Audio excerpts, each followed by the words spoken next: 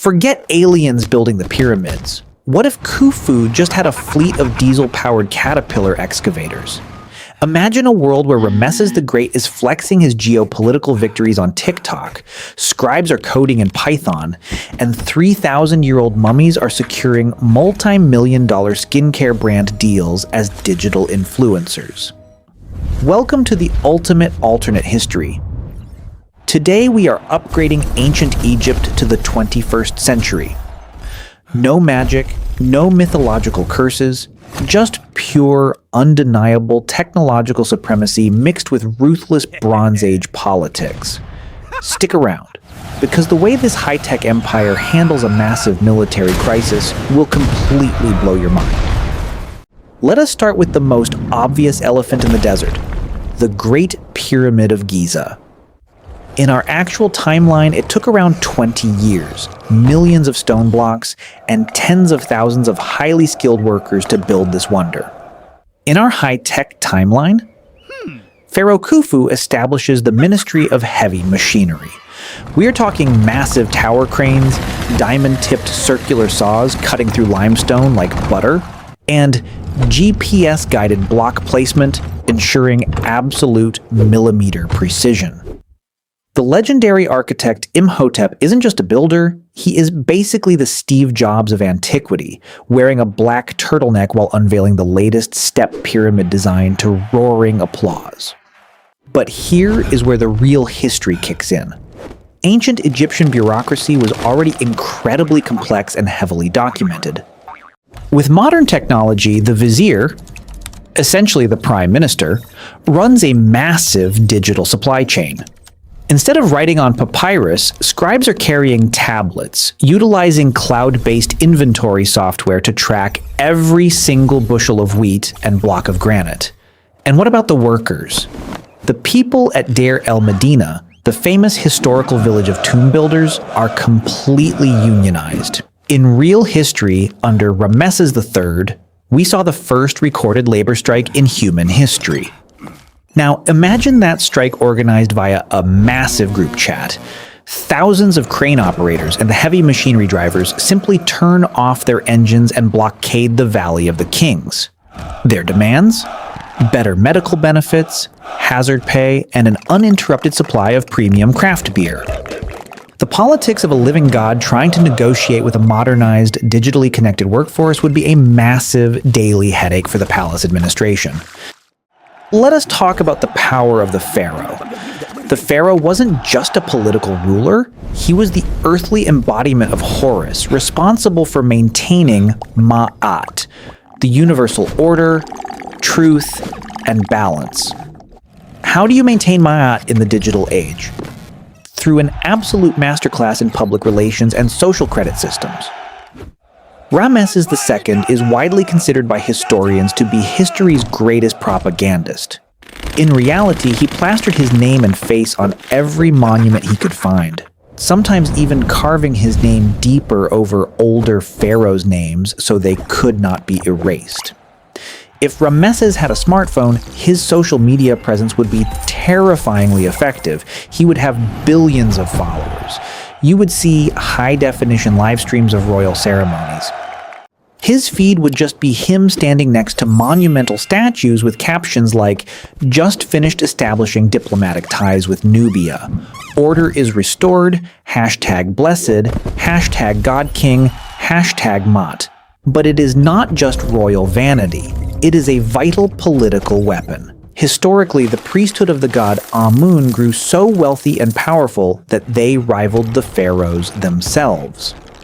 In our high-tech timeline, this rivalry becomes an intense media war.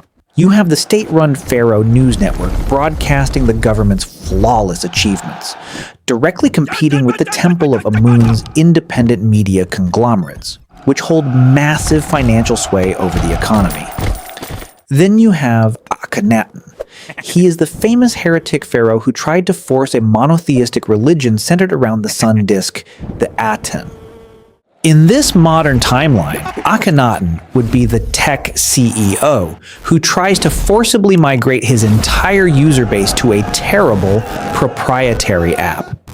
He would ban all other applications, shut down the servers of the traditional gods, and force everyone to use his exclusive, heavily monitored platform called a Tingnet. It would be a catastrophic public relations disaster, destroying the economy and leading to his eventual cancellation, both digitally and literally. Now we must look at the military. Ancient Egypt's geography was its greatest defense.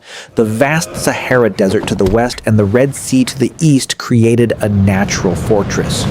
But with modern technology, geographic borders shrink. The chariot was the supreme, unstoppable weapon of the late Bronze Age, essentially the equivalent of a modern main battle tank. So, let us upgrade the military-industrial complex. The Egyptian army now produces heavily armored, all-terrain strike vehicles equipped with guided projectile systems.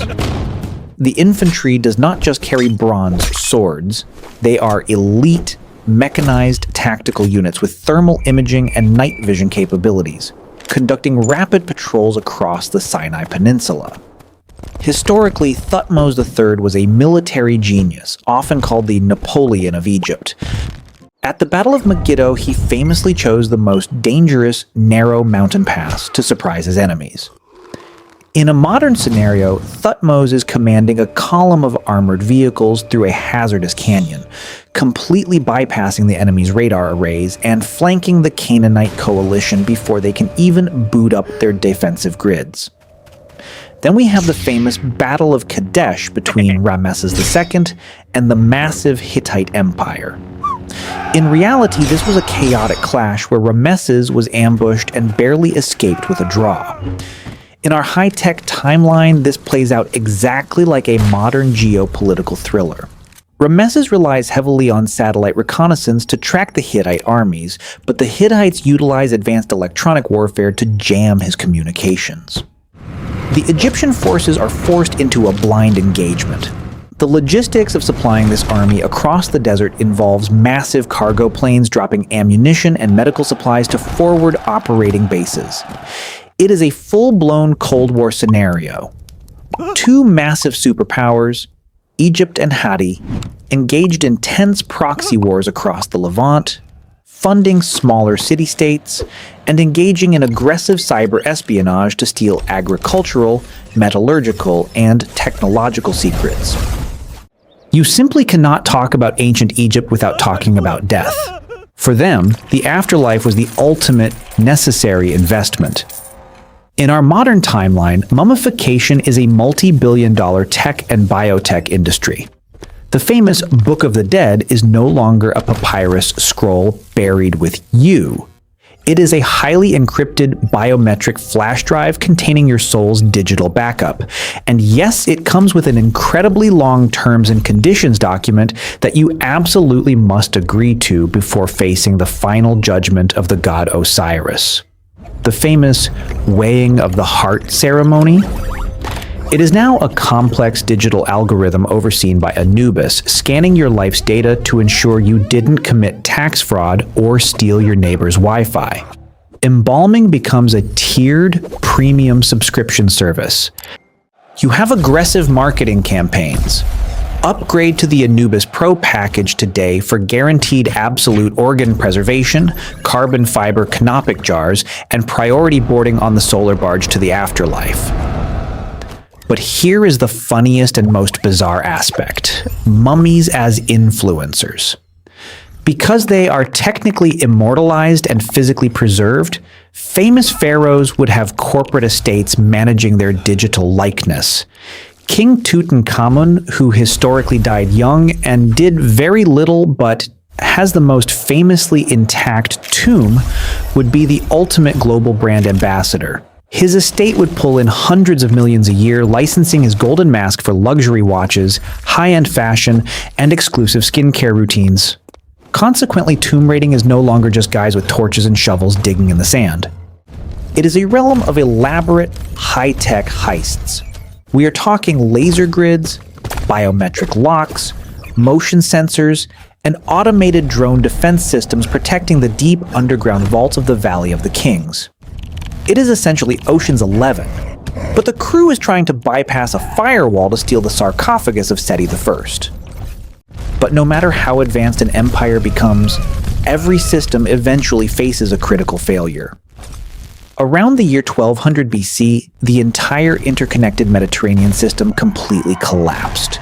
In our real timeline, historians attribute this to climate change, massive droughts, systemic famine, and mysterious invaders known as the Sea Peoples. How does a high-tech Egypt handle a total systems collapse? The Sea Peoples in this timeline are not just guys arriving on wooden boats. They are an untraceable, decentralized coalition of rogue hacker factions and displaced climate refugees. They do not just attack the physical borders, they launch devastating cyber attacks on Egypt's critical infrastructure. They shut down the automated irrigation systems of the Nile. The power grids go dark. The highly complex digitized supply chains immediately crash, and famine strikes the cities within days.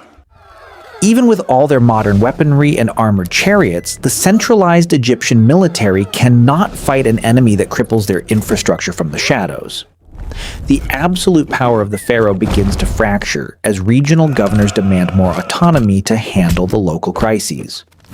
The very technology and interconnected digital bureaucracy that made Egypt an invincible superpower suddenly becomes its greatest, most fatal vulnerability. It turns out, whether you are building a civilization with bronze chisels or hydraulic excavators, the laws of history remain exactly the same. Empires rise, bureaucracies get far too complicated, and eventually the entire system needs a hard reboot. Ancient Egypt with modern tech would be an unstoppable superpower, a PR powerhouse, and a logistical marvel, right up until the servers crashed. What historical era should we upgrade with modern technology next? Let me know in the comments below. And do not forget to hit that subscribe button, or the pharaoh will permanently shadow ban your account. See you next time!